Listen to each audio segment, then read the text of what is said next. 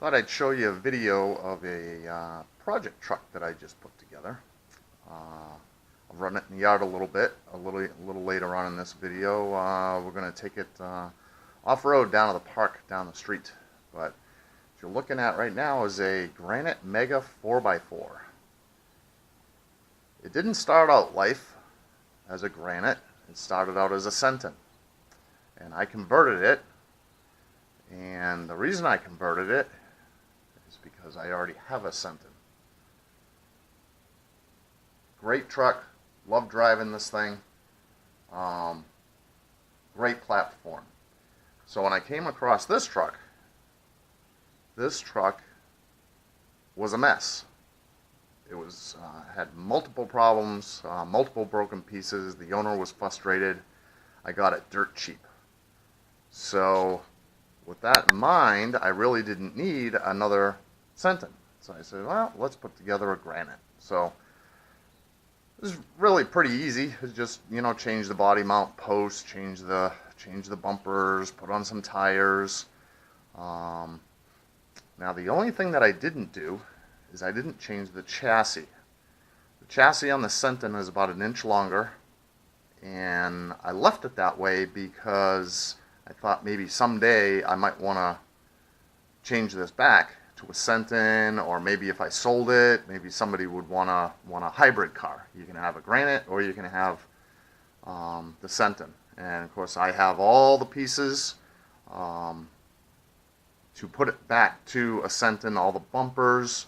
I have the tires, I have the side guards here. There's another side guard that goes about halfway down right here. So that's the reason why I did not change the chassis. But in doing so, the body just barely fits. The front fit pretty good, but the back was a little tight, and you can see right here where I had to put in 2 new holes. And it's not quite centered because it didn't want to sit on the back centered too well, because it is stretched a little bit back in here when you put it on. But anyways, you can see the mount holes that come with it, and then the mount holes that I had. So you're about an inch or so, but no big deal. So I have a little bit into this, really not that much money to be honest with you. I put on the Speed Hawk speed treads. Sorry, the speed tread Vindicators, which I've seen some videos. They're a direct fit. They're 14 millimeters. And let's pull this off. And what I put in it was a 3300 kV brushless. This is a 60 amp ESC. It has a high-tech, high-torque servo up front, and I'm running the 17-tooth pinion gear. So far, just running it out in the yard, it runs pretty good. I am going to run it on 3S. That's why this is 3300. And just quickly, the temps weren't bad. They were right around the 130 range after 5 or 10 minutes of running. But as you can see, it's pretty clean right now. Later on in this video, what we're going to do is we're going to take it down to the local park. Out in the back, there's a gravel pit out there, and I am going to run it around out there, and I will have a video of that attached to the end of this, and we'll see how she runs. But I'm pretty happy with it. I might, upgrade the shocks like I did on the Senton. The Senton has Typhon shocks on it.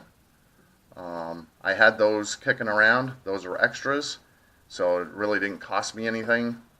Initially it did, because I bought extras, but anyways, those have worked out really good.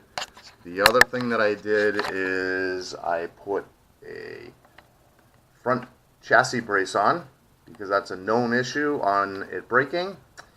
And on the Granite, that's a known issue, is the breakage right along in here. And I will do something with that eventually, maybe do something with the shocks. I've seen on a couple of forums where they've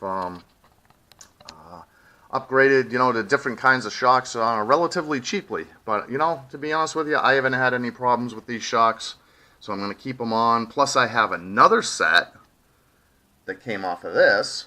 So that's 4 more shocks that I have, as well as some shock shafts and other little shock pieces that I bought as spare parts, which I've never needed. So might as well keep them on there. If it breaks, I certainly have parts to fix it. So let's get on to the running video, and we'll see how she does.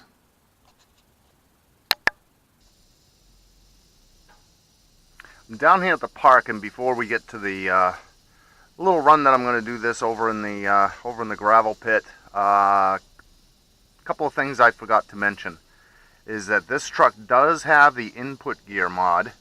I did do that. That was one of its problems. It was snapped, so I had extra axle shafts, and I made a pin out of a extra drill bit that I had. So the input shaft has been fixed. It is the modded one that you'll see on the forums. The other thing it has is it has the cutout at the bottom. This is a must. If you have one of these trucks, you got to make a cutout at the bottom to let all the dirt, all the sand out. Being down here in Florida, we have sugar sand, we have clay, we have all this fine particulate types of things that all gets in that tray in there, and it will get underneath that motor mount, and it will get trapped up in there where the spur gear is, and it will chew the crap out of your spur gear. This truck has it as well. That is the original spur gear. This truck also has the original input gear. This has a 22 tooth pinion and a 3900 kV brushless motor. I've yet to snap it. I don't do a whole lot of jumping, but this car, as you can see, it has a red tinge to it. It just shows you that I take this down the track quite often, so it jumps quite a bit. Now today, we're not going to do too much jumping with this, because as you can see, I haven't done anything with the front bumper yet. So we'll take it out. We're going to get it dirty and take it on a run.